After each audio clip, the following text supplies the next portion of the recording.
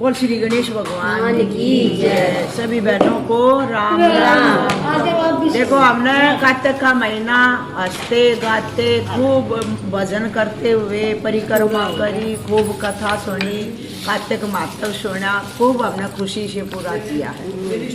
और अब सबसे पहले तो मैं यही कहूँ भाई, किसी बहन को किसी की चाहे मेरी है चाहे और किसी बहन की कुछ बात बुरी लगती हो, उसके लिए मैं माफी मांगू भाई। सबसे पहले तो बुरी लगी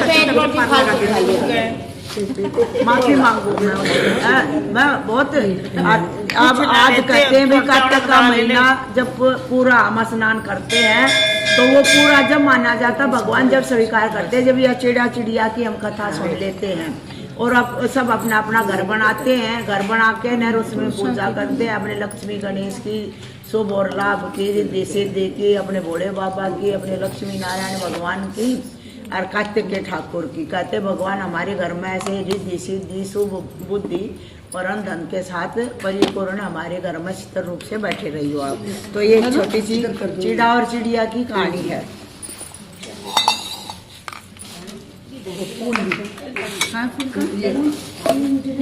थोड़ा शांति का दान दो, बोलो मतलब। इस कहानी को कार्तिक पूर्णमासी के अगले दिन बेड़वा को पढ़ते हैं और आटे से घर बनाते हैं और आटे के ही चिड़ा चिड़िया बनाकर घर के बीचों बीच रखते हैं।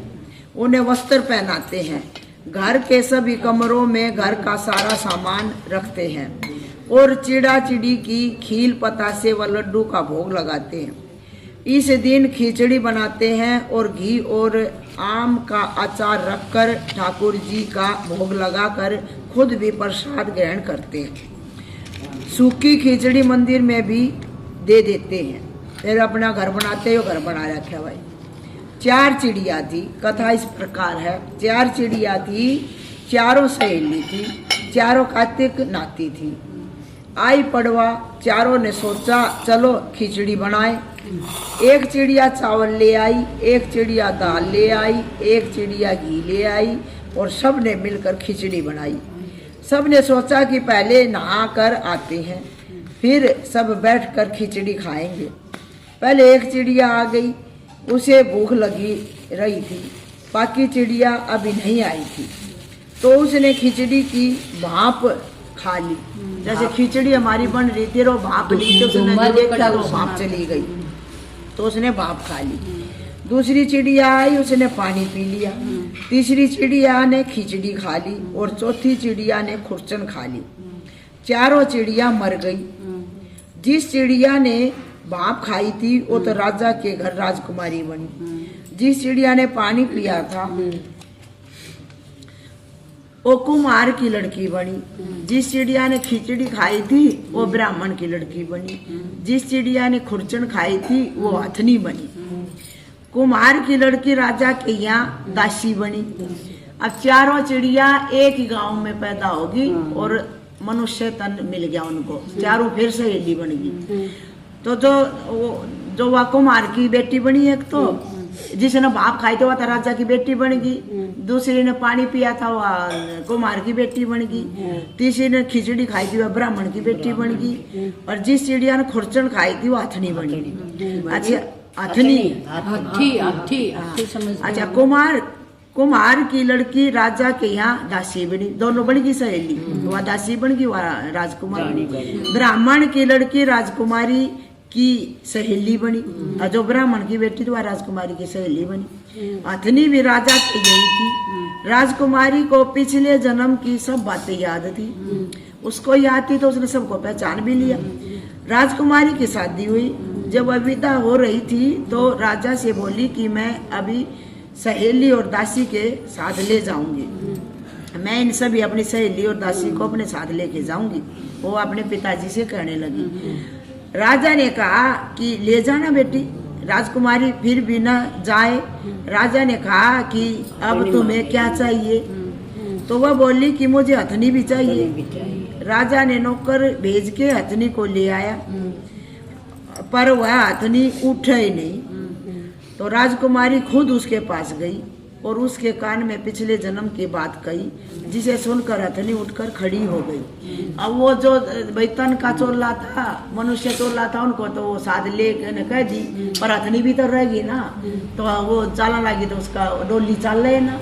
तो उसने राजा ने पूछा बेटा ये क्या रह गया, भाई वो हथनी को और दे दे मुझे। तो उसने नौकरों को भेज कर हथनी भी बुला ली। हथनी नौकरों के कहने से हथनी उठी नहीं, तो राजकुमारी रे बोले उसने नौकर ने कहा भाई हथनी तो उठी ना रही। तो तब खुद राजकुमारी गई, उसके कान में अपने पिछले जन्म की बात कही है। कान में पिछले जन्म की बात कही, जिसे सुनकर हथनी उठकर खड़ी हो गई। राजा यह सब देख रहा था, तलवार लेकर खड़ा हो गया कि बता तू कौन है और हथनी से क्या बात करती है, सच सच बता, नहीं तेरा सर काट दूंगा। राजकुमारी ने राजकुमार को पिछले जन्म की सारी कहानी कर दी। अब जब हथनी से बात कर रही थी तो जिस राजकुमार के साथ शादी हुई थी, उसने सोचा यह क्या जादूगरनी है जो इनसे हथियों से भी बात कर रही है, जानवरों से बात कर रही है।